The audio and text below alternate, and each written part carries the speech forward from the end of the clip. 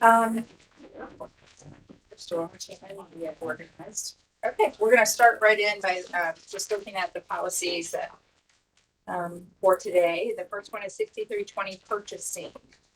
That one, So Karen is here, but she is on her way in. Okay. To the room. But we both found this thing policy that had just everything we could want in it from another school district, and so we have brought that to the meeting today to see if we could just switch to this okay, policy. yeah. So I would say maybe we could get that uploaded and then we could review it at the next policy meeting. Would that be? Does everyone agree with that? That way we have time to look at it. Okay. So if you want to get that to Stacy, then we'll put that for review for next. Thank you. Were there any major changes we need to be looking at? For this one, Yeah. No, it gives the codes for the certain sections, and Okay. it really had everything easy to read laid out. Really? Yes, it was wonderful. All right. Compared to the other one, it was a mess. Yeah. I mean, I had gone through, I think I X'd out more than I had left in. And I'm still not sure we can do some more. I mean, I don't know that we need to.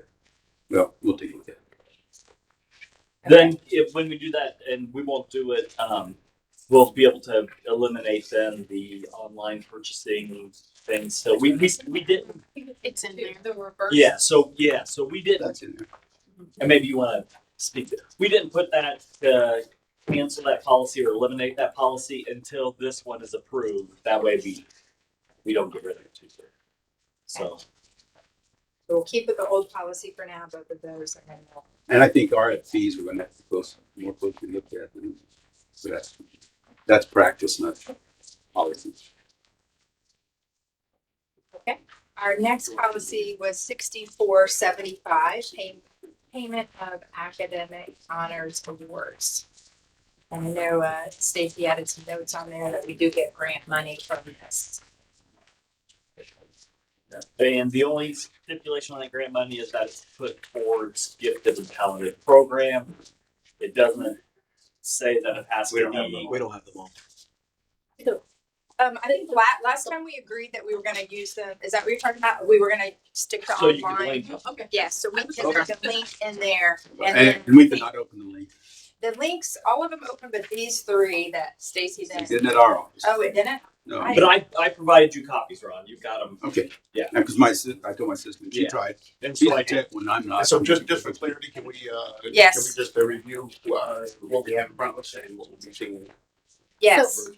Up above, so I've got it up above. Those are the links, so I can pull them up above right here, so we can see them. So these will be the top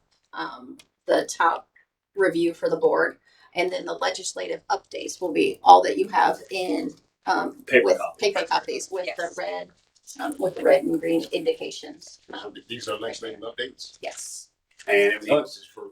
Yes. right. And if we want to continue, I mean, I think the decision of the last plus meeting was we want to have printed items unless I realized then I couldn't open these, but I could open all the others and review them. So Stacy then printed these.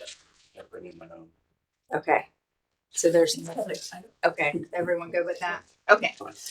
So 6475, it stipulates that you have to use the grant money to gifted and talented, but doesn't specify that it has to be high school or it just says gifted and talented. So that's something that we currently do, and I think that somebody just didn't realize that we had this, that this was something, and so that was I should pull up that spreadsheet.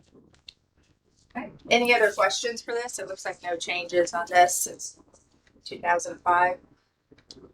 Okay, this one will stand as is, so this will not need to come back before the board. Policy 7430, safety standards.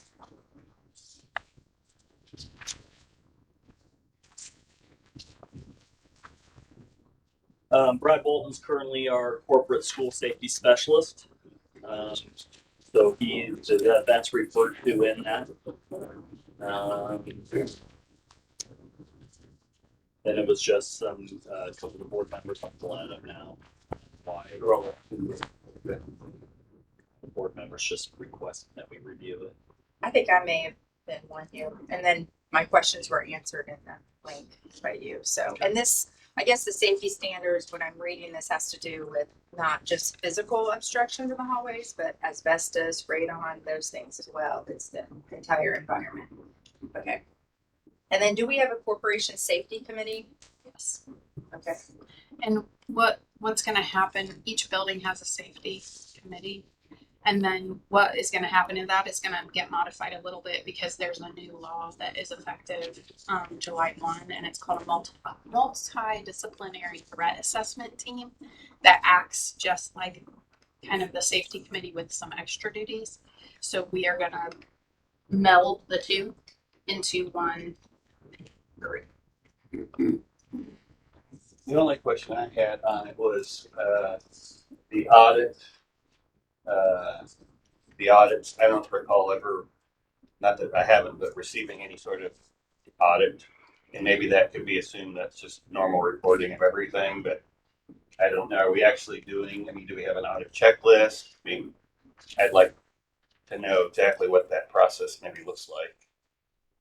And what the To my report out is. knowledge, I don't know that an audit is being done other than it's just a constant walkthrough and review of buildings all the time by principals and by facility team members.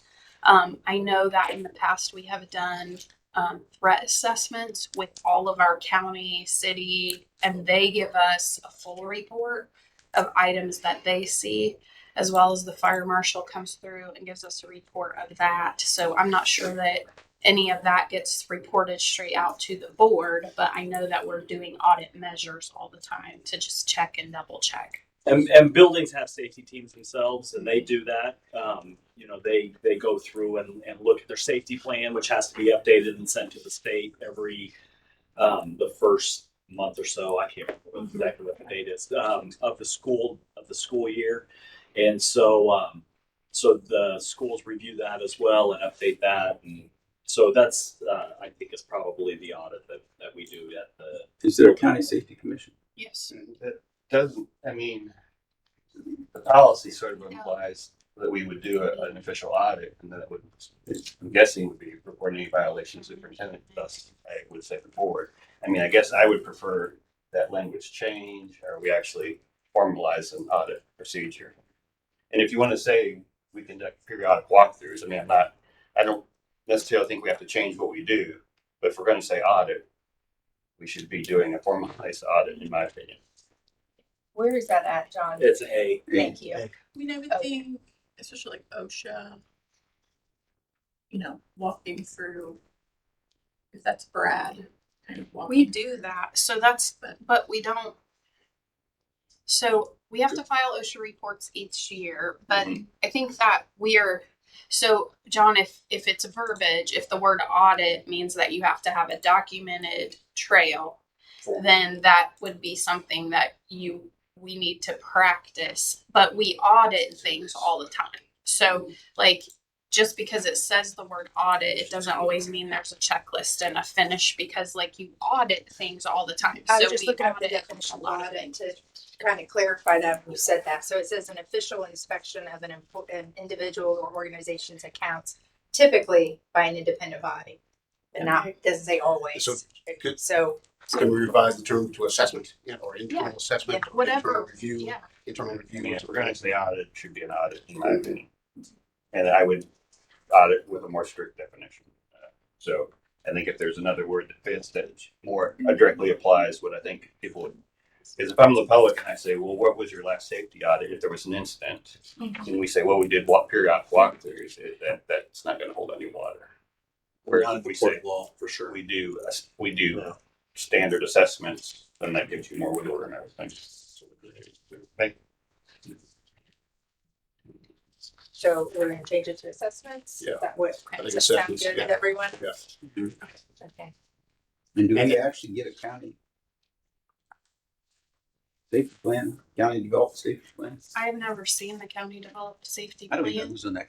I didn't know we had a that county. Brad has told me that he goes to the safety commission meetings when they're held. I don't know if they're monthly or quarterly. It's made up, but- it's monthly, it's made up of a slew of, not only educators around the county, but also, first responders, law enforcement, others throughout the county that are there.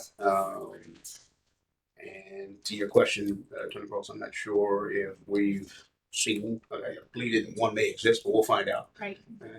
But to Ms. Weber's point, I think maybe even adding internal assessment instead of just assessment, the internal assessment, so that it's something that as we go forward.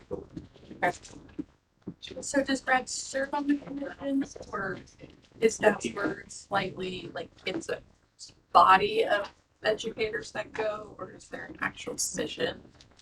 It's an actual group of community members. So there's representatives from all of the public entities there. And then there are some others there as well. Sheriff for Riddle, health. yeah. Sheriff Riddle was the co-chair. A few Yeah. years ago, Mr. Brent Baker served as co-chair with Sheriff Riddle. Usually EMA kind of runs it, so Yeah. which is Emergency Correct. Management Agency. So there's a lot of people on that. Okay. And we provide a representative for our school, and it typically is the corporation safety specialist.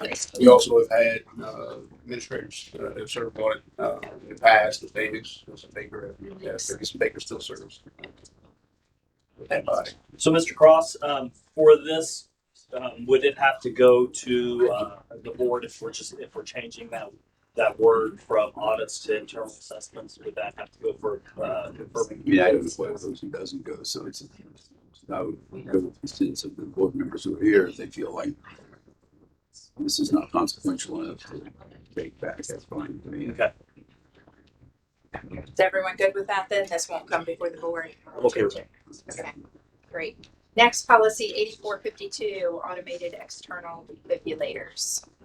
Stacy. I think we had one person who wanted to review it. It doesn't look like any changes are suggested. So, what further questions? Do you have further questions? Yeah, a couple questions. First, it talks about oversight by a medical director or EMC medical doctor or EMC medical director. Do we do that? So the nurses are the ones that typically oversee those, and then Meridian has That's on MD though. no. And so, but I know that Meridian has doctors and nurse practitioners on staff, so I've got to check on whether that is being reviewed by them. But that even is nurse who signs practitioner off is not an MD. I mean, it says I MD. understand, but that's who we have a nurse practitioner on site, so I have to check because I Yeah. know that they have doctors come into our facilities. I just don't know if this is a part of what they do. So I just will have to check on that. I mean, I guess my first question is, I would like to know the name of the doctor that's reviewing this. Okay. Or the EMS medical director, which I guess EMS would be through our department. Which would be, and then I could not bring up the referenced guideline. So we met with Neola last week, and those guidelines hadn't been brought over, so they're bringing those over. So this wasn't a guideline that we had previous. So we those guidelines are coming over to us, and then we can start processing those too. Those administrative guidelines that would be a part of this, but we hadn't had that yet. So I guess I'd like to table this to our next policy meeting so we can have who's actually fulfilling the policy, and then can have the guideline to look at as well. wasn't there some concern with procedures too as to whether these were made available to outside practice times? I think that's an issue, and then But that would be within the. I was hoping the guideline would have more information on that and the training, but since we don't have the guideline, I don't know if I'm ready to. Ron, to your point, we had asked, if they're clear over at band practice. Band practice you know, is one. is someone dedicated to having that AED with them? The answer was yes, right? I thought it was, No, it's always closed. It's right there. So I think that Mr. Mops, they do CPR until the AED can get there. okay, So nurses will typically be on staff, especially during band camp week and those long extended hours. But I don't know that a nurse is on staff at every practice. And so AEDs are always available. There's one in Tiernan Center, but staff are trained in CPR for that purpose so that they can get the AED there. I thought don't we know. were told that, someone on the band staff had one with them. There is a portable one. I don't know if they have it at practice. Okay. Did you hear anything? I don't know that we said they were always there. They're available. I don't know if they always have them. Yeah. I mean, whatever number they take it over. Right. Yeah, I do recall that the portable. However, what I hear you saying is that what it sounds, most importantly with the board, prefer that portable be taken out. And so, Mr. Pritchard, if nothing else, let's touch base with Meridian Health Services, touch base with RHS, and as we're gearing up for the summer band experience, make sure that the portable is transported out with the band program. And do we only have Especially one because- portable? Because I'm just wondering, like, if they have it there and there's something Right. going on which the kids can't hear. They've got multiple Do we have multiple? emergencies. Didn't we talk about the training? Who's trained? We talked about that too. I don't know which policy that's under, but We did, and so all teachers are trained on that through their when they get their licensure. That's a requirement. Like I just got my license renewed a couple of years ago, and I had to go through it, and it's very specific on what you have to. So the training that you have to go through in order to get your license again. So do we have just one portable AED? Yes, because the athletic trainer always has a portable on them too. So as far as I know, we only have one portable and everything else. So is we need to separate. get at least we need one more at least Yeah, one invest more. in another. So let's They're not very I expensive. thought, and I We don't carry know, one we'll more have to cover. check, but I thought that Mrs. Hazelbaker was looking into that. I'm not sure that we've heard back because she was talking about. When can we find out how much they cost? When can we get one ASAP? I mean that's pretty much what it boils down to. So we'll look into that and have a response to you in the next 2 days. but do we have since they have practices? I mean, I know it's not just for practices, but Well, right, I was gonna say, because they have You know. lives. but it's just What people we'll do is let's find out the cost and if we can buy in bulk, what it sounds like. And I think a few of the members have experience with purchasing the portables. They may not be that expensive. And what we can do is speak with Meridian Health, speak with our administrators, get some administrative protocols behind not only how to utilize them, first get them, and then how best to make them readily available. I'd say 5th through 12th.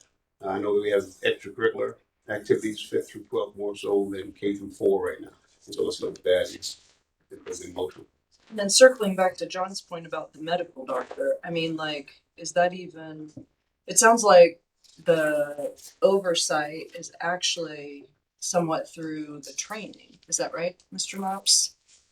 That Yeah, everyone receives? Well, I wouldn't say that that's oversight. I mean, that's just training you get individually, and you can take it through different ways. I mean, I've had Oh, sorry, training and oversight, I yeah. guess. So the oversight's different from the training, I'm sure.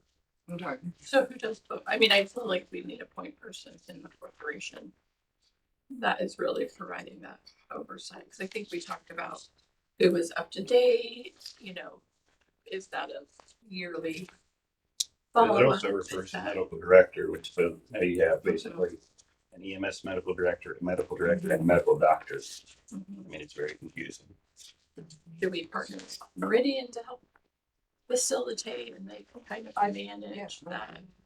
That would That be makes our best bet Yeah. right now in partnership with Yeah. everybody. They be the resident experts and allow them to provide us with some recommendations. Yeah, so we'll have obviously a medical director that we can sign off, but But it says an MD. But we can change it. But it also references a law. So we need to, I mean, that Yeah, run yeah, as yeah, well as long with as we're laws. I mean, compliant. it says this for a reason. Right. Okay, does it say It says medical doctor or by the local EMS medical director. So we need to figure out what I'm hearing is who is trained on who's in charge of that, how many we have, how much they cost, and what Meridian's role is in this. So that will be points, it sounds like, Karen, Stacy.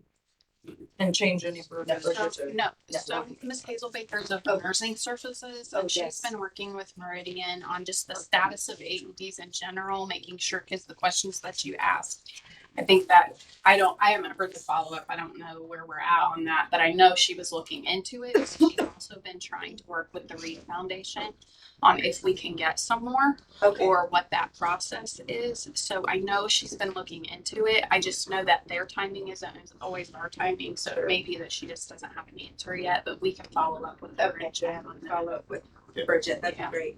Okay. Thank you. Next, we have policy 5440, vending machines.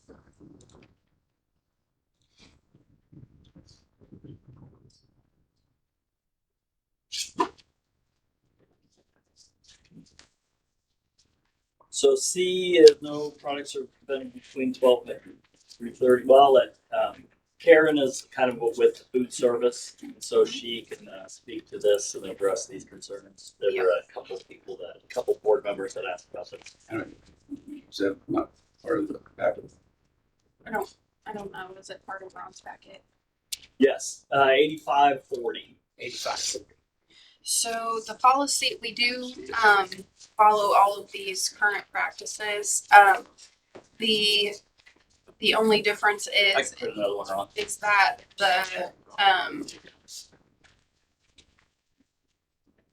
the share of revenues typically, while managed by the treasurer, is handled with athletics or any food that is at the high school, food machines, which we don't have right now, I don't think.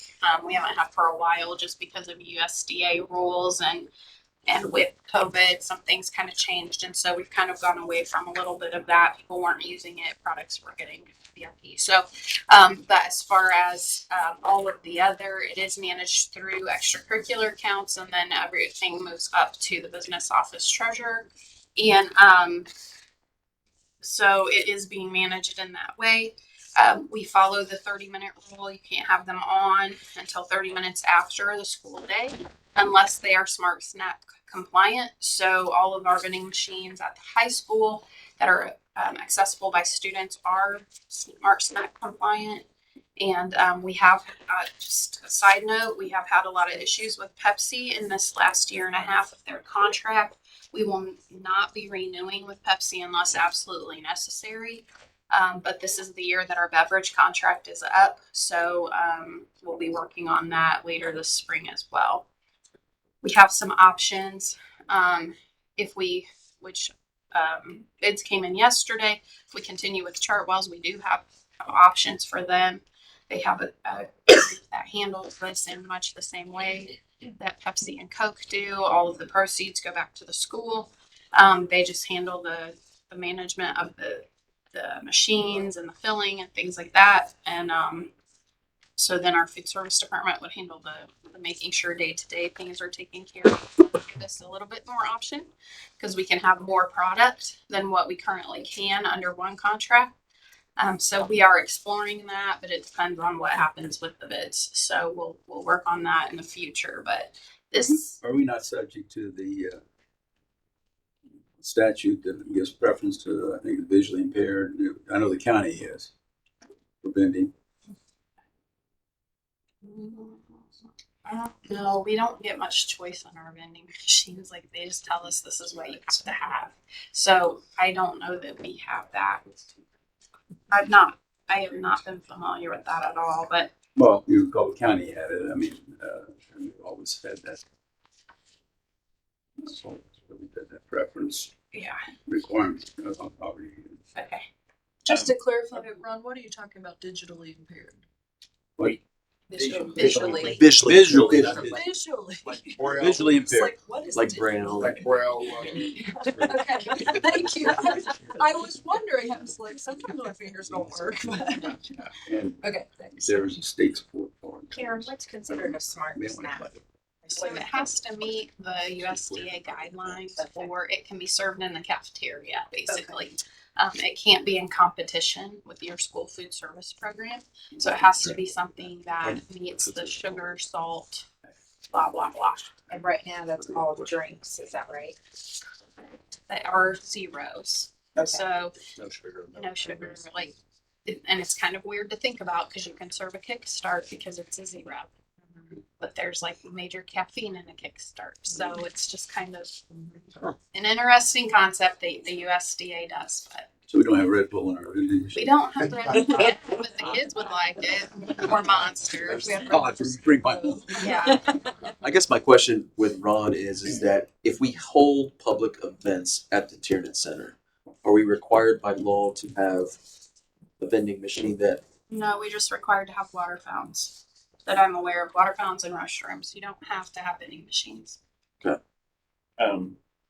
And yeah, I don't have a policy per se, but if we're renegotiating our beverage contract, can we go back to fountain drinks? Well, it depends on so I mean, that's The just a lot more reason- profitable for our I programs. 100% agree with you, but when they don't sell them to you, you have no choices. So if it's possible, possibly, it is a reinvestment in equipment because the equipment is old. And so we'll have to make sure that, but I know that Mr. Lee and I have explored that option because everybody loves ice and they love drinks that are like that. They do make a big mess. So it is a little different on the cleanliness side, but it is not something that is not desired by anyone. I think everybody would like to do it. I think it's just figuring out if they will sell it to us and the logistics of it. I did check with it's called Canteen on the Chartwell side, and they do offer it because they are a bigger corporation. But I have to say this, I'm not making pros or cons on the bid process, but I did explore that prior to when we found out we were having these issues with Pepsi. So we're just kind of waiting on that contract. I would like to see, like, as you guys go down the route of looking at this stuff more. I know my high schooler, he'll text me about at lunch and be like, "Is there money on the account?" Because like he wants extra snacks, and I'm like, "Great, trying to go into my school bucks and add it." So if there were more vending options that that they can just access, because it is hard. Like I don't keep money in those really since school lunches are free now, but I can see that. It does would make impact us your money, but- participation rates. So if you keep a lot of options in vending machines, it will affect our student participation. So it's a pro and a con. Yeah, it's totally like just Yeah. So we just Or- have to be aware of that because or kids will make- go to the vending machine and not be lunch. Instead of eating lunch. Is that what that's you're participation, saying? yeah. So you're saying participation, like they're not gonna eat lunch? Yeah, They're they'll not- just go to the vending machine. And And I don't want that, certainly. I just see it as like. I guess my question is tit for tat, bid for bid. When you're looking at the best option, I guess is there any way you can let us know soon? No, I can't make this bid option on vending. So no, we are gonna talk about food services for our students and our lunches and breakfasts, and then that will be an after step. And the reason that's why So- you can't is because. Our contract with Pepsi isn't up till June 30th. So we can't So we have can't real do that. conversation that involves public stuff until then, because while they may not be as present as they appear to be, they hear everything. And so I don't want to be in any jeopardy of us not meeting our contractual obligations. So Now- yes, we will have future conversation, but it will not be soon. Mrs. Scout, can you also share and educate us all when you say it will potentially affect the participation? Yeah.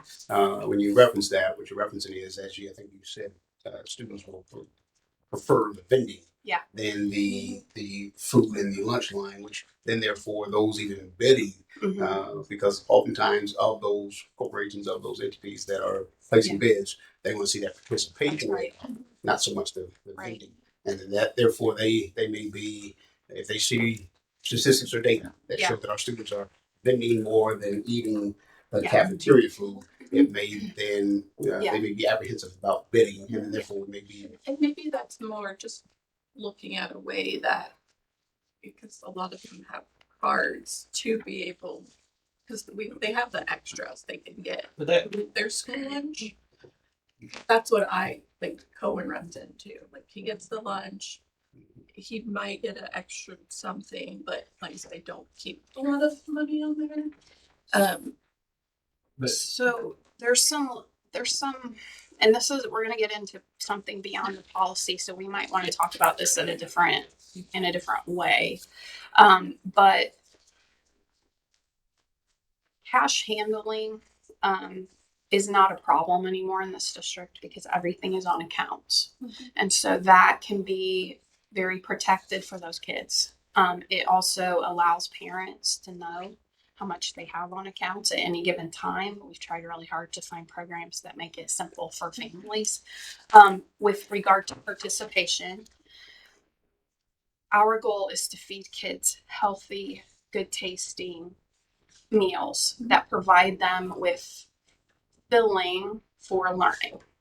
So we have USDA has a lot of rules on binging that can jeopardize your program. Mhm. We cannot have machines on during lunch unless they're the smart snacks compliant.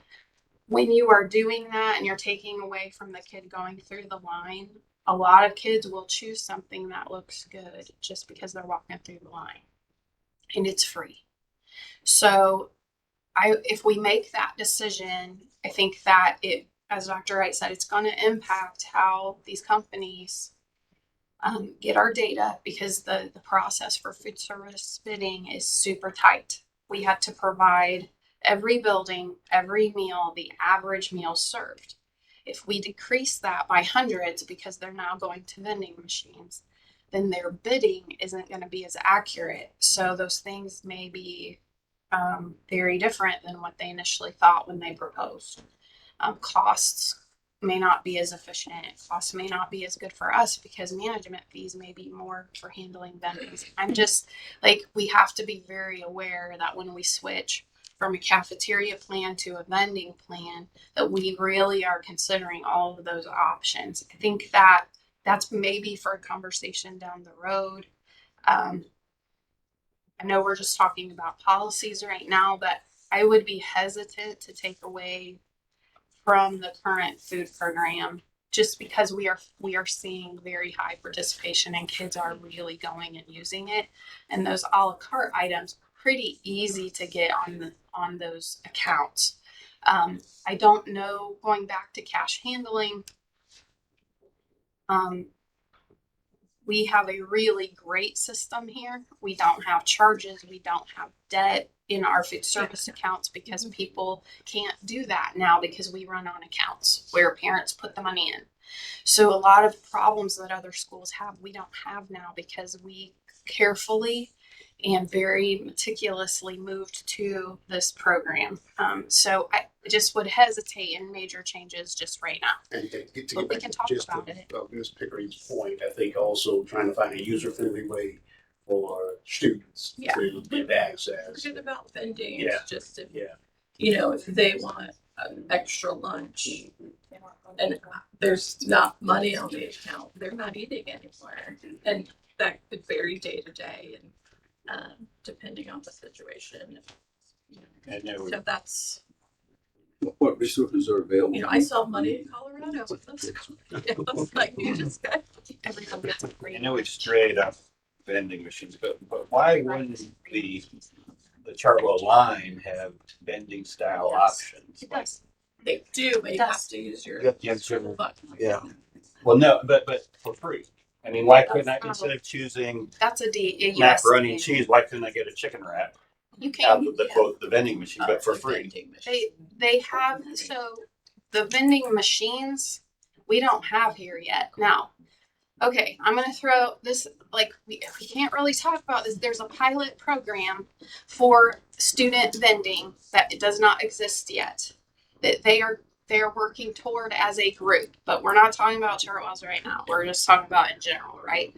So it's not like we are a public school. We're not like a corporation where you have food companies come in and fill vending machines. So the kiosks is what they're called. For food, you just go and use your code and get. They don't exist yet nationwide. Some companies are testing them, they're piloting them, but there are USDA rules that say you have to take a milk, you have to take this, you have to take that for it to equal a meal. Our kids get free meals. So you can't control that in a machine. So that has to be an a la carte item, which to Mr. Cross's point, not every kid can afford a la carte. And so part of it's just a really big conversation. I think that we will see those machines in a fashion soon because there's some pilot programs they want to get to. We aren't there just yet, but it will probably be there. But it's a little separate of this right now. High school meal plans and colleges. This policy made me, because it referenced the 8510, which I really would like for us to look at in the future, maybe at the next meeting, the wellness policy.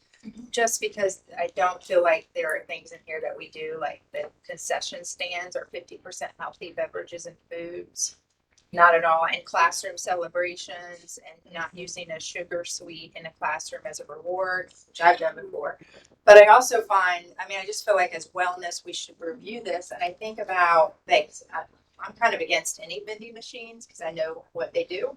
They take away from what you're going to eat. And I saw as a classroom teacher and as a parent, when you're offered, for example, I don't know, do we still have the fresh fruits and vegetable program that Obama? We don't, but we'll be bringing it back. It wasn't funded for a while, and so they brought it into breakfast so that they offered a little bit more fruit and vegetable and like breakfast lunch options. Perfect. But, I found as a classroom teacher when those fruits and vegetables came in and I didn't have the bag of chips for them and they were hungry, guess what? They ate the peas and they'd never eaten them before. So many different, they did. And I saw it every day, and I saw with my own kids at the high school when a teacher had snacks because they were, there are kids that are hungry and they can eat 5 bags of pretzels than they do instead of eating their lunch that would have a fruit or vegetable in it.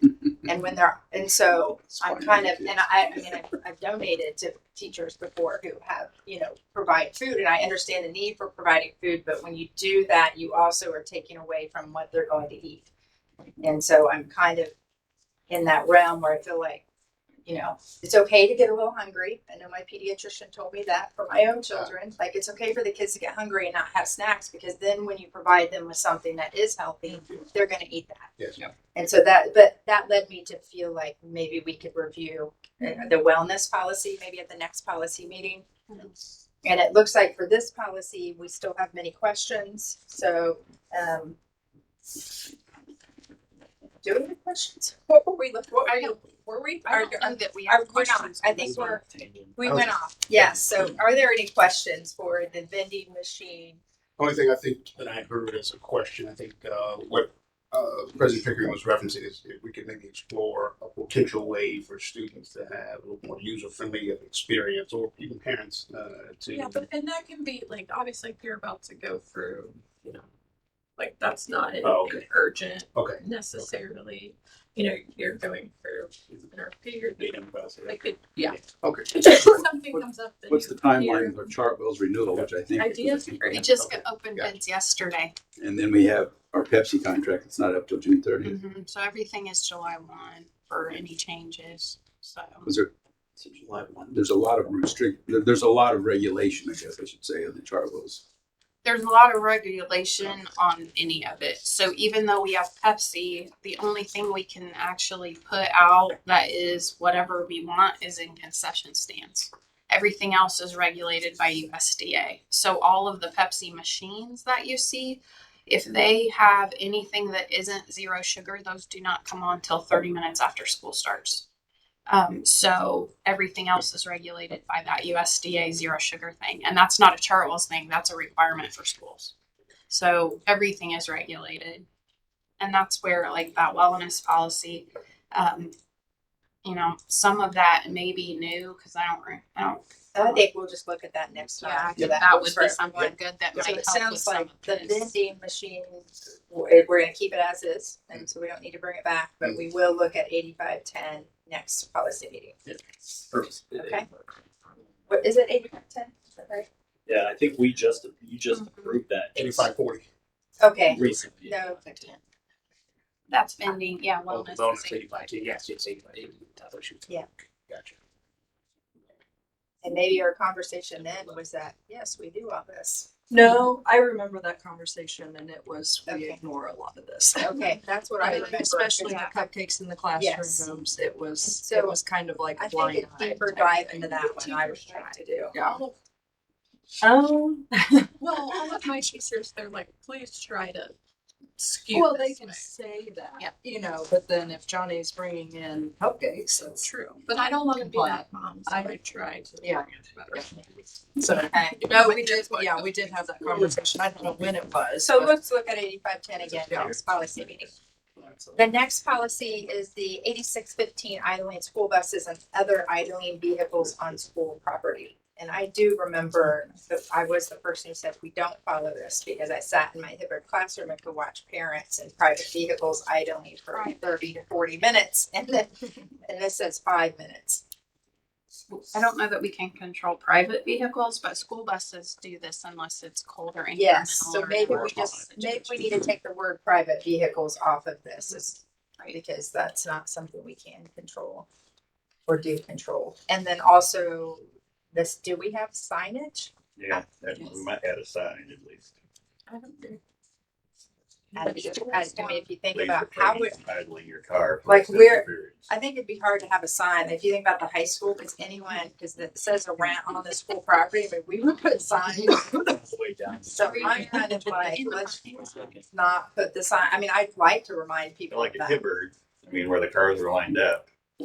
Yeah. You could have, But then how do you pick and choose in our Or all policy? the way down L Street. So what about Yeah. just like social media posts, especially like April is Earth Day coming up, That's you a know, so maybe tied in with that, like, hey, some of the Earth Day initiatives that we're looking at, you know, help us out, don't idle. Well, don't help us, help Earth, you know, like this is something that we'd like to make you aware of. And with such awareness, I think what we also can do, Mrs. Margaret, Mr. Pritchard, is encourage our principals, and again, through administrative protocols, encourage the principals to do their newsletters, their weekly newsletters, and bi-weekly newsletters to remind parents. That's one of the things with my car writing line. I would always remind our parents in my newsletter, obey and abide by our campus miles per hour process. So just consistently reminding them that way.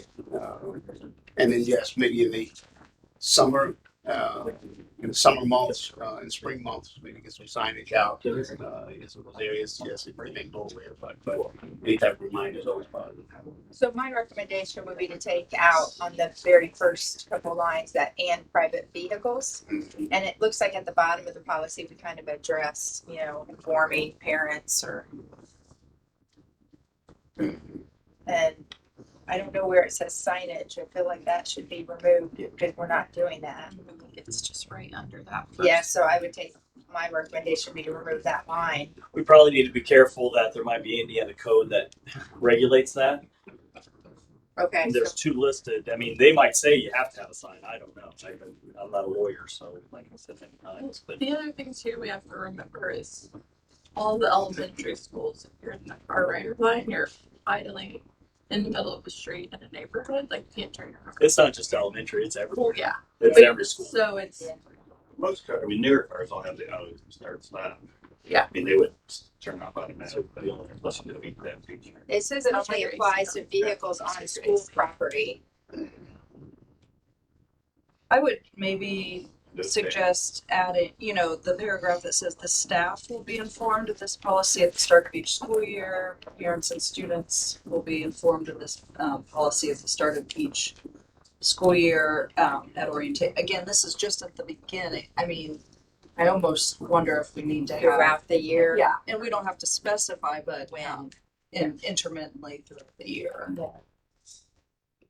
So can we add that at the end, Stacy, and can we find out if we. What do you want to add at the end? That parents and student or staff and students will be notified intermittently throughout the year, not just at the beginning of the year of the policy.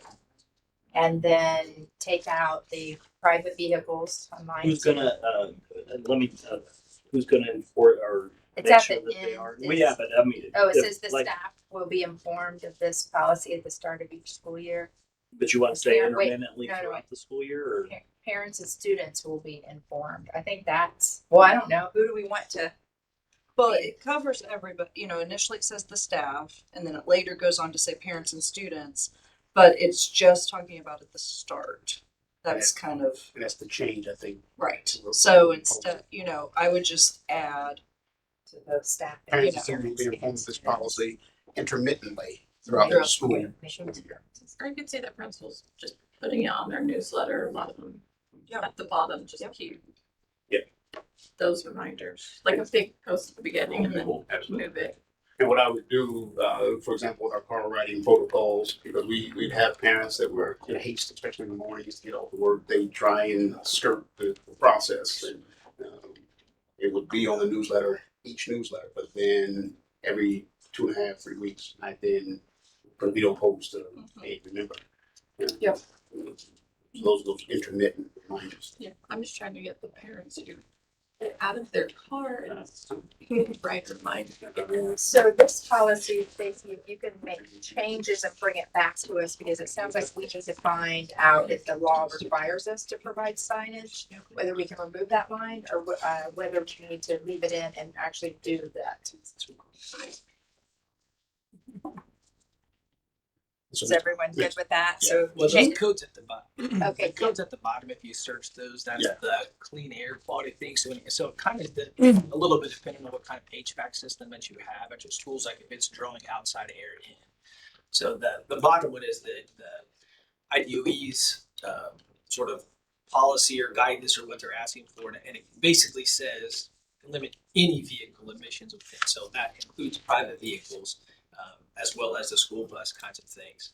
And it also says within 100 feet of the school. So anything that kind of is happening within 100 feet, we are supposed to police. And I have done that as a building principal. I have gone out to the car line and I have said, because it was drawing outside air and you could smell the diesel from now Lieutenant Blanton's diesel truck that he liked to drive and pick his daughter up at with Hamilton. But anyway, go outside and tell people that they had to turn their cars off. They could leave them on for 5 minutes. That's kind of what it says, and they have to turn it off. So drivers of vehicles, it says drivers of vehicles are to turn off the engine if the vehicle is to be stopped in more than 5 minutes. But I guess that's hard. I mean, just thinking of Charles and they let out from the side door in one of the circles, right? So cars are just, that's where the line comes in. So it's like, yeah, if I personally turn mine off after 5 minutes, it doesn't matter because there's 20 minutes or 30 minutes of cars. The kids are coming out the door, which is 15 feet away, and it's the gym, right? So logistically, that means elementaries would potentially have to be. I mean, I just don't like logistic wise how we get around. I'm not saying that we can't. It's just that's going to be. I think it's just telling us to ask families to turn them off. so we you know? have to leave in the private vehicle, it sounds Well, like. it just says idling But the vehicles. point is they can't turn them That's off. where They're your like policy came. in That's where the On policy school came. property. pulling through. So it'll be starting stuff. And So does it say anything about signage? They give a sample. Below is an Does it example say of it's policy. required? And it looks like your policy. I don't know about the word required. That's a good Okay. question. CW barbecue. It's suggested. So is that something, Ron, with that, is that something you would look into, whether it's required by Indiana code to find out whether we have to have private vehicles on there, and whether we have to have signage included in our policy? Yeah, I had the signage issue. I I didn't. look at Yes, see if it's required with the private vehicles also, it sounded like it made. Okay, so if we're good with this, we'll move on past this one, we kind of have an action plan moving forward on this one, and we'll have this one come back to us with some answers. Next is policy 8760, student accident insurance.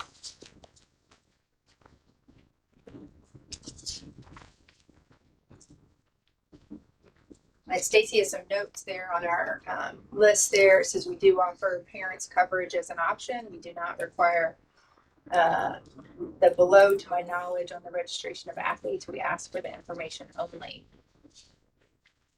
So a signed statement of insurance coverage. On the part of the student's parents or guardian shall be a prereq for students' registration at any school activity having a potential for personal injury. What's the source of our insurance? So, McGowan just provides us with a voluntary option for parents. They just give us a flyer and it's just available for anybody that asks for it. It's a company that they've found to be okay. To my knowledge, I have no knowledge that anyone's taken it, but it's just there. If they need it, they can call. And we're not necessarily following up on having some evidence of insurance. No, it's on the student registration for athletes. You have to fill out the information, the insurance information for your athlete when you register them each year with athletics. It's at the same time when you turn your physical. So it is. I guess I would be athletic. surprised to think that everybody has it. Yeah, I don't know that it's mandatory. So It that seems to suggest that it says a signed statement of insurance coverage on the part of the student's parent or guardian shall be a prerequisite for student registration. Yeah. In any school activity. And we're not doing that. I don't know that you can. It should be required for student. I don't recall Life insurance. Yeah, but We had to take, I mean, any a long experience. time ago. But if you played sports, If you had play to sign up. sports, You had to take the additional insurance. But I know, I think things can be done different. I know at college, which isn't school, we have to do a waiver and you have to basically prove you have insurance. Otherwise, you're charged $1,600 a semester. I'm not saying we go to that, but you do it. But yeah, having 7 years of high school and plus middle school, I don't even know that any insurance was available. And I know I've had situations where I've had to send a letter saying the school does not have policies that automatically cover your kid. Because a lot of parents were under the assumption that we do. I mean, a kid breaks a leg in a sport, you assume they're covered. they're covered. Kind of. That's correct. That's the point. I mean, we've had. That's what I'm trying to guess. What I'm hearing you say and what this was referenced, what I hear you saying is that moving forward per the policy, before students are to participate in any activity that could lead to potential for personal injury. So we need to, at this point, force all student athletes, performing arts, whatever it may be, that they have to take insurance to participate or Have a waiver. Is that what the code is that's referenced here? Is that I think that's right. mandatory? Yeah, I believe that's I know, I was trying to look it up too. or do they sign a waiver? So if the insurance is $100 a semester, we would bill them unless they sign the waiver. because to Mr. Weber's point, that is surely what the assumption is that if I'm in the middle of a baseball game, I go slide, I injure myself, Thank you. And I've had to write a lot of those letters over the years. Yeah. Because they basically, if they, and we've had that, if they fall in a hole in the outfield, ride, that's one thing because there's a liability issue there that we're dealing with. But absent evidence of liability on our part, I have to tell people they're left to their own insurance resources. Like the ambulance, we've had kids taken by ambulance off the football field. Are they then charged insurance or do we pick that up? No idea. Because we bring the ambulance in. I mean, or is it just, do they? It's parents' responsibility, I think. Okay. And I think that's where this law comes from, is that you have to prove that you've offered it. So then if you've offered it, they refused it, then they've accepted liability, right? They've accepted liability that we'll pay for that. Is that what you're saying, Ron? Is that you sent them a letter saying, well, No, take the insurance? I've always operated under the assumption we don't offer insurance to our student athletes. Okay, but by law, do we have to? That's the question. I don't think we do, but I'll double check. Okay. But because the more practical problem is Because I finding a consistent, reliable source for that. Yeah. So we may need to come back to this one with the You said answer. McGowan's who were using that. all I did That's, is we've gotten, so in the past, Tim has provided a voluntary option for parents that if they ask about it, that they can it's got all the contact information and they can reach out for coverage for their own student should they desire it. So It is not required. Tim's been the coordinator He's of that. been, yes. Okay, I'll call him. But what about the kids at recess? I mean, that's an activity.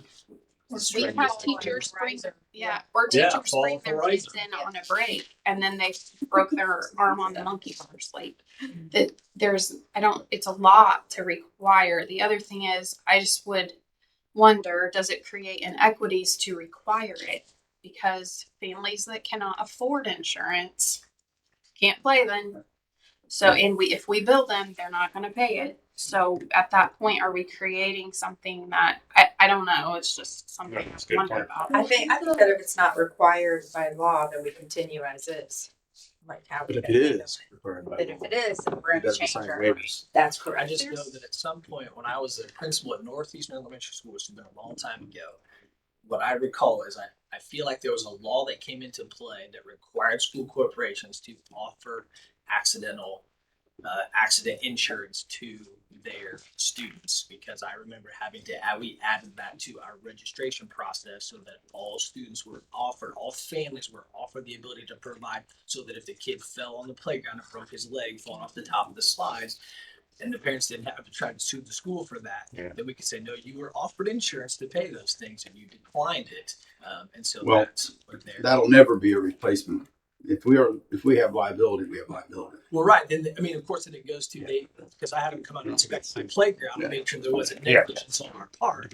But as far as But that puts the onus on us to say to every kid, you are waiving this basically. It's kind of So like the if, computer no, it doesn't insurance that we exonerate us offer. from if your kid is litigation injured at football practice, Yeah.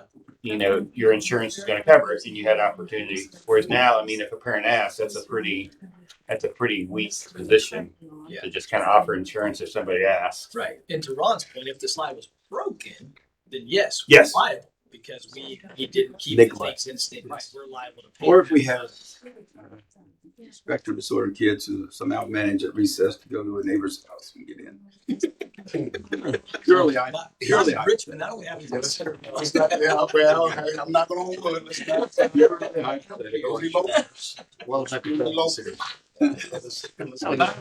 Just walk Your out. point is, I don't know. Yeah, okay. It seems like a lot. I'm not a lawyer. Yeah. The No. other policy is, Everyone else. it's confusing. Or just code seems to be, there's like a lot added in here that doesn't quite go with this specific thing, so. 202654. Yeah. It's part of the General Powers Act. Yes. It is. Yeah, I looked it up. I agree. I tried to look through. It's like I can't find anything about this. You know, you're going to see 2 That's when I pages was like, there. Ron needs to do that. Yeah. Okay, so if you can get back with us at the next. I was just about to say, was anybody else ever come right off the top of the head like Attorney Cross just did? Yeah. I need to have a computer open. I know. Oh, Okay, our next policy that we'll be looking at is 7540.02, the web content apps and services. I gave this to Mr. Hazelbaker, our director of technology, and he said it's good to go. It looks great. Everything that he saw in there, he thought was. And so this is one of the handouts, correct? Yes. This is one of the handouts we have before you. 7540.02. And this is the one, there's a lot of verbiage changes, correct? It does look like there's some areas, options on the second, the second page, the front of the second page. Well, the first page that has an option that wasn't selected. Okay, go to the first page. Option 1, both. And so what did he recommend on that, Stacy? Just leave them both? He did not say so, but I imagine it would be both. He didn't I- say. My preference would be 1. I don't think the supervision of,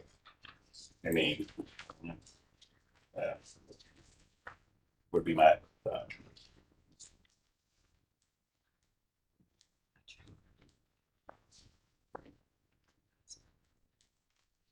If it identified a specific professional staff member, Or is it just because it says? It's vague and Yeah. I don't know what it means really. Well, but to me, that kind of means like Jeremy's kind of in charge of his students who are creating web pages and they're doing, things with Canva or. We had a science teacher that had a coding club, and so one of the students created an app that would link the school calendar with your personal calendar. So it'd be something like that, I would guess. I mean, I guess in general, and I didn't know how, I have concerns about the ownership of the content created. I think, and Ron and I have talked about this over the years from time to time. I think law, suggests if it's created by a student in a classroom, it's still owned by the student. And I guess I'd like that kind of spelled out more clearly in the policy, because it doesn't say it's not, but it doesn't really say it is. And that's when you even reference the student sponsored, the other policy, it references 5722. Again, I think policy should be easy to read and clear. And I think adults tend to overexert authority sometimes. I mean, we had a power grid instructor that was selling student photographs online, and I think that was a problem. He's no longer here, but I think there was no policing of that, and I think for the kids to know that they take a photograph or they write a poem, or they create a piece of art, that is theirs. That's their content. That's their property.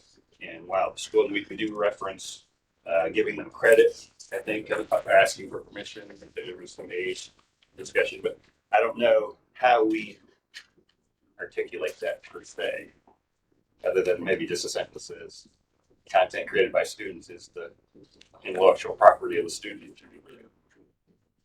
I mean, it sounds to be appropriate and work. And I think the other difference is hosting on RCS equipment versus if they publish to Instagram, or I mean, they can do what they will with their own content, even if it was created at RCS with RCS computers and RCS equipment. If they created it for a school purpose, they're allowed to post it wherever they want. So I don't know how to clean up some of that. And I'm not sure how to give credit to, like, for example, if I'm a student and I've written a poem and my teacher has guided me and we've worked together and, and edited it so much, there's so much input, and guidance, is that still the student's work? Or is it now the student needs to give some rights to whoever's helping? You know what I mean? I don't know. To me, that's a little gray area. I want to make sure that they the have. teacher's work would be part of the corporation. Mm-hmm. And if the student's doing it during the school day, I don't know. So, like, if a teacher creates lesson plans and sells those online and does those uses her own plan, she's actually selling corporation assets. Mm-hmm. Correct? Right. Yes. If it's during, during. I believe it's during school time. Yes. Developed during her, Yes. under her contract time. Yes, then If you're a third grade teacher yes. creating things, Yes, but during you the create school day. seventh grade lesson plans, that would be a little different. Yeah. it would be the work product rule. Mhm. Yeah. But so then, like, but I guess I like the policy to be clear for the students, so when they read this, they understand. Because I think we've kind of, I just have examples of us overstepping, and the students, they're here 4 years, to me, it's kind of important. So it's just limited applicability to high school age students. It references policy 5722, and I think that it goes into some detail that John, you might.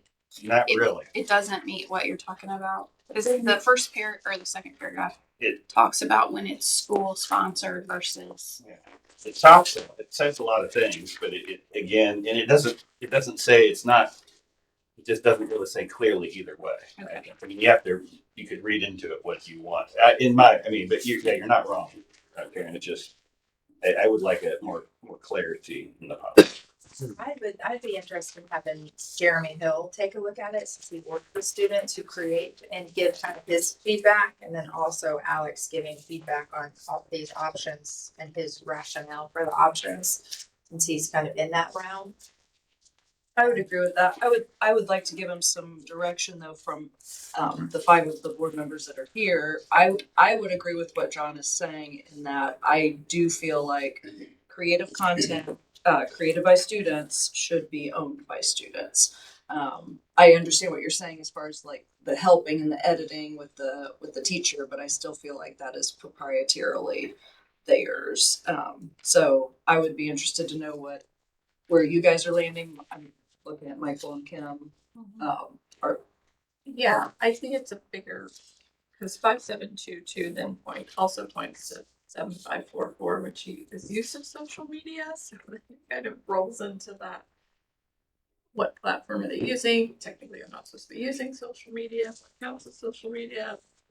It's a great. but I think those are two different No, I just mean like things. it's a like slippery slope if, like John's saying, it's not.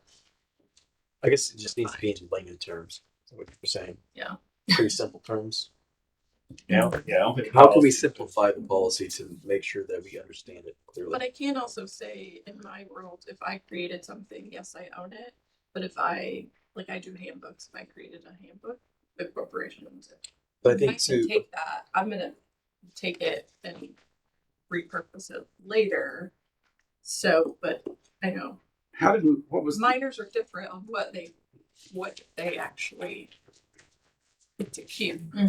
how did we handle the Winn-Dixie a few years ago? That was confusing to me, although I've got a number of prints framed on my office wall that I bought, that I understood went to the teacher who created that.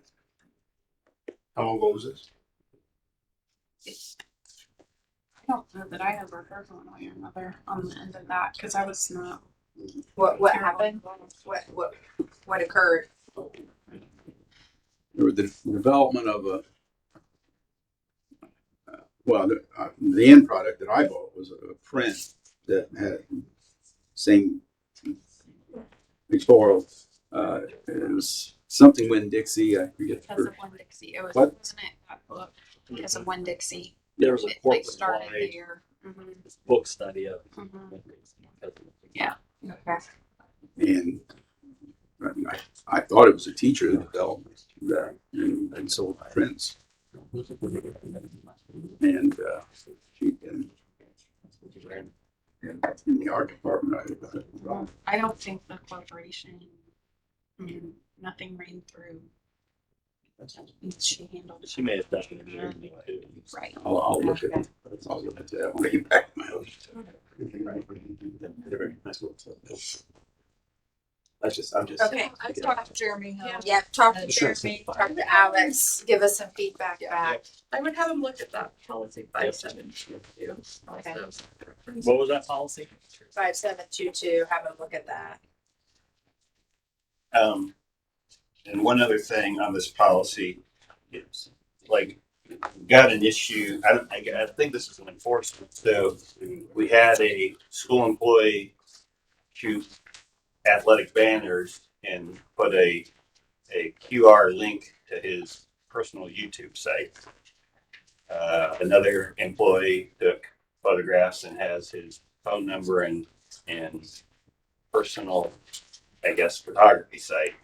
I mean, we've got to figure out, do we crack down on that stuff or don't we? Or Are they on like the banner, you mean? Like physically on the banner? Okay, so it's a picture of the student and then there's a Towards that. QR code of their, of their, Now, if that goes to a Richmond hosted site, I think you can do it. But when that goes to a private, I mean, that's like advertisement for the person. And I think that's a gray zone. Parents And are then buying the banners. Like, I mean, soccer bought them for the kids, but those banners, I don't know if all sports do it, but I find it weird because I don't want that. I'm spending. Sports there's several photographers and sports that go to the photographers. We've since consolidated, I believe, and just used single source for consistency and other things. But then now we have these ads on our banners, which, I mean, there's a big QR. I mean, volleyball was the last one I remember seeing. And then the one basketball, so as recent as last season. I feel like if the school's paying for them, I take a case of that's the agreement. But I don't know if this policy, I mean, I don't know where we address the policing of that. Is it, I mean, school photos does the person photographing put their name on the back, right? Is it, I mean, it's just not as blatant, but it's kind of the same thing. It's kind of tagging your, I mean, I don't know. It's tricky, isn't it? But I I mean, mean, whoever, I guess, who's in charge of choosing who does the banners? We start with that, right? Do we know that answer? So typically, the coaches sometimes will pick because they may want a certain group to do it because they may do some Photoshop stuff that they want to do. If the coach doesn't have a preference, the athletic department will tell them who to use. I don't know that it hasn't been regulated that everybody has to go to a certain place because sometimes we've had teachers take them. Sometimes we've had, like, I think Bridget took them one year for a team that just, and so, I don't know that there's been any regulation on like senior banners because typically it's senior banners or it's a team banner. I feel like this year everyone had to use Kevin, I don't know. and then they weren't even delivered before. Who's Kevin? I don't know.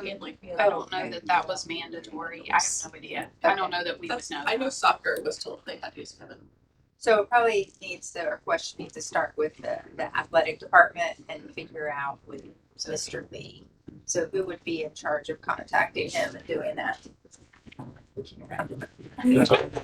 Richard, yeah, secondary. Find out. Good job. If he chooses the person that everyone has to use for senior, start with senior banners. I would Fine. like it to be consistent, like, so that everyone knows what to expect. This is what your banner looks like. This is the timeline. Yeah. Because there was a lot of. Yeah. Because They're not Find out what he does, what his reasoning is for what he does, and we'll start there. And then on just to tie it into the policy on page 2, it says under no circumstances a corporation is created, web page, blah, blah, used for commercial purposes, political lobbying, or provide financial gains for any employee or student. Or this person, I mean, so it's near the end, there's a paragraph that kind of talks about it as why I'm brushing it up with. And so in the request, we also asked that he reach out to our conference counterparts to find out what they do in the long lines of this week. There may be some resources or vendors that they use that just on the academic side. A few years ago, I think we went. Was it Light Touch or Interfaces? And it was corporation lines. With level sets and put that system in place. Yeah. Well, colleges are gonna be a hard example to follow with Hill, so. Yeah, Any rules that existed, you throw out. Next, we'll look at policy 8210, the school calendar. This is kind of interesting. I don't think really. The only thing is that it gives an option for using hours instead of days. You have to get a waiver for that. This is really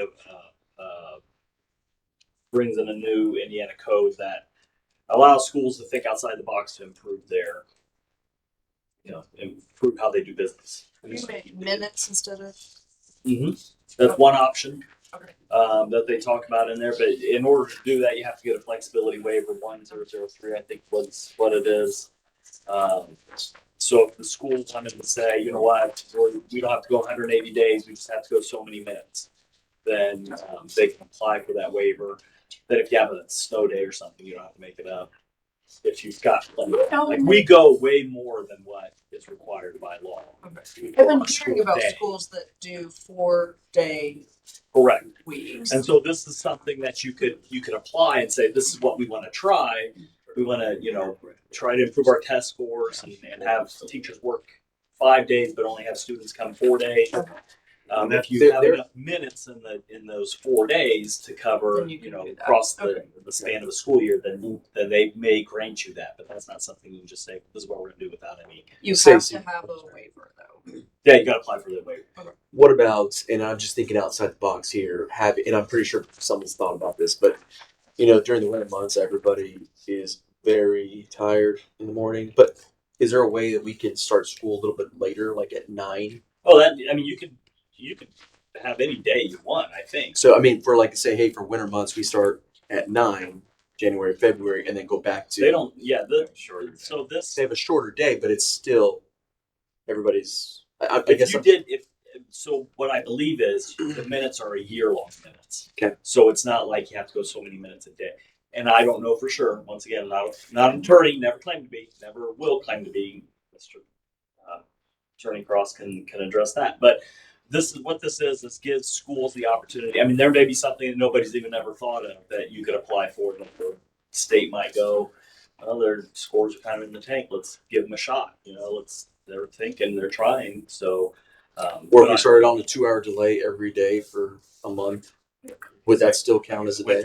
So I'm just trying to think because, like I said, I'm thinking about attendance. Like I said, it's hours. So Okay. you can go minutes or you can go days. Yeah. But a 2-hour delay counts as one day, though. Still, right? So if we have a 2-hour delay, that day still counts as a day. Yes. So what you're telling me is that we could do something like this. Well, I'm not telling you anything. Well, right now, we're just focusing on the policy and not changing the time of day or week, so we can. I'm pretty sure teachers back in here. love it. John, did you have a comment? Yeah, back to Kristen's point. So my concern is we've eliminated all that language from the policy. Because, I mean, I never knew that was an option, but now I'm like, we need to get a waiver and investigate we've talked about PD. We had the whole calendar debacle 2 years ago. I mean, it's like, wow, maybe we can actually do something huge. So why would they change this policy to eliminate that option? Because, well, for right now, you could only make those options if you had the waiver. Like, we don't have that waiver. So if we apply and get that waiver, then we can come back and But why would my policy say, why would I take it out of the policy? I mean, I don't know why. I mean, why wouldn't you say either? I mean, I don't. I think it does that's still say the backwards. waiver, that it's just Yeah. changed, it still says now we can use minutes or days, and we still have to apply for the waiver. I think it's just I think it cleaning up gives on us more- language.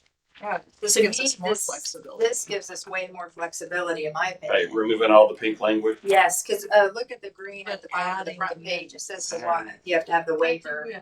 Okay.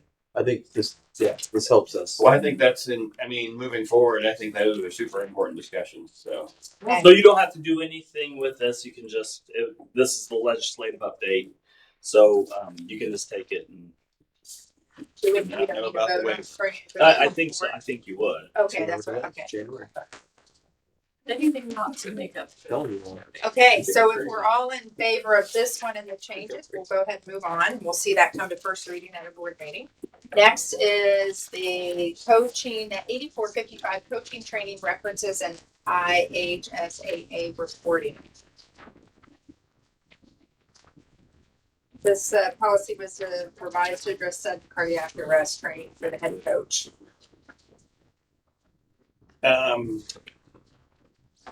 The only thing I had, we break out football for basically proper technique, which I think you could argue would be any sport. I don't know why football has a separate section.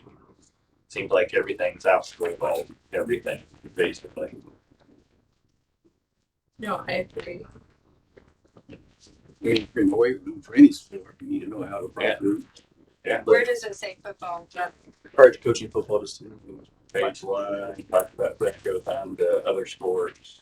Okay, oh, I see it, A on the front page. is there a law that requires us to coach football discussion? That's why it's. Right, they get applied legislation. Well, there's lots of legal codes attached to this. Is any of that because football is requiring more than other things? So I think this may be another thing we may have to have Ron look at. So when you for the legislative updates, it gives you an explanation of what they've changed, and so that's what I have on here. It says the policy's been revised to address sudden cardiac arrest training for a head coach or assistant coach of an athletic activity, marching band leader, drama, musical leader, or sponsor of an extracurricular activity, in which students have an increased risk of sudden cardiac arrest.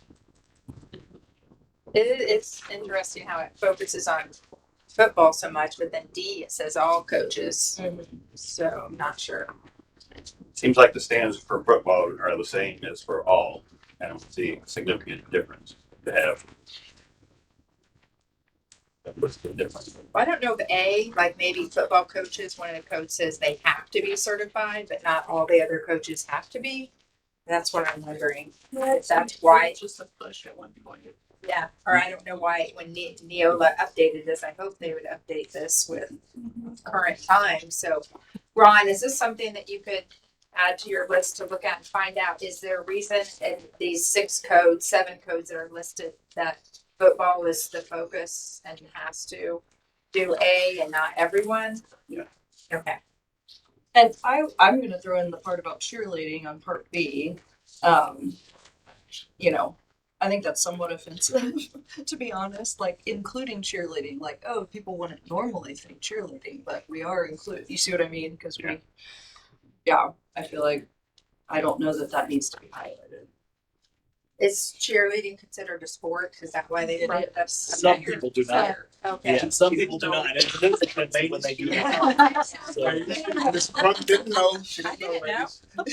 No, but see what like I think it's saying that because a lot of schools it's not. it's not. Right. I know. We should cross We need to including go out, like right, just eliminate it because it is, It's and so Well, don't why highlight football oh, and by the way, cheerleading, it's just all sports, sports? Yeah.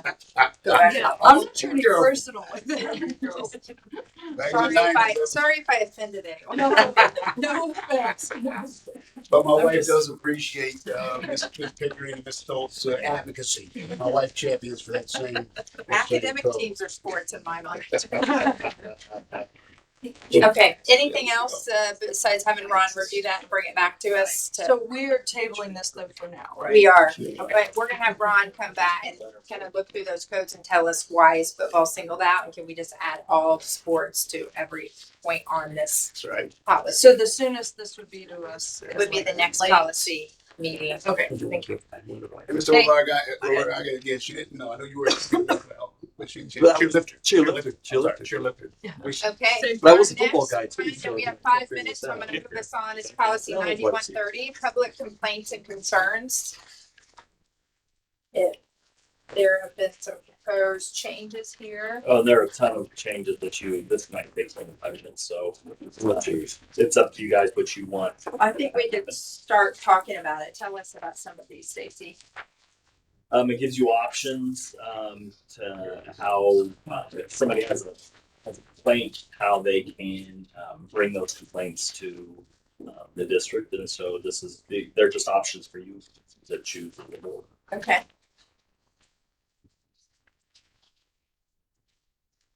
From a Cliff Note version, Mr. Moss, is there anything in particular the board draw their attention to from the? Looks like it tries to mix and match 1447. That was the ability to question written materials. I know, this is gonna take some This okay. So if everybody wants to take that and work on it yourselves and bring that back to the next policy board, That would be good. be good. Okay. Okay. Let's figure out our next policy meeting date.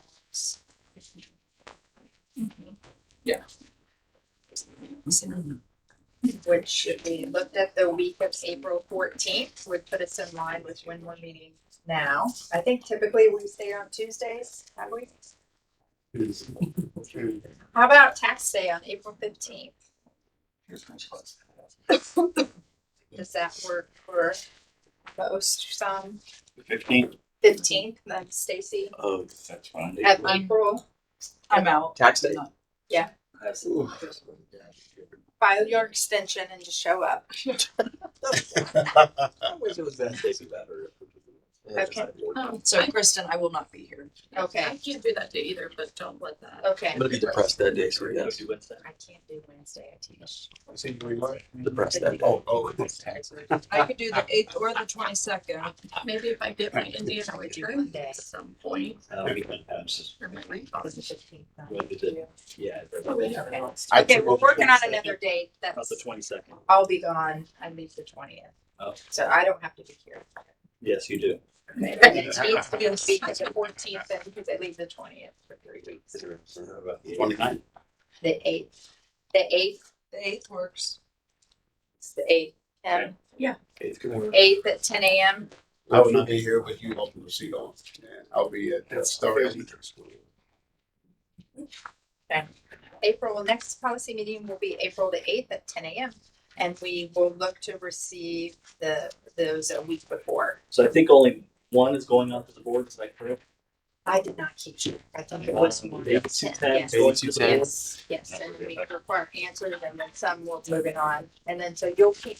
So have a 63, list of them. 20 will let's go through it. 6320 will return to the next policy meeting. Let's see. Oh, you guys weren't here then. Yeah. So what is it? Because it was just you and I, 6475, we knocked we them don't all have out. 6475, we don't have to do anything with. 7430, my take. I don't know if you noticed. most of the 8452, top policy meeting. Trying to figure this out over here. And It 8340, we don't have to do anything with. We correct. 8510, though, you want We to cut talk out about food. 8510? Yes. Want to bring that up? 8615, we're going to bring that back.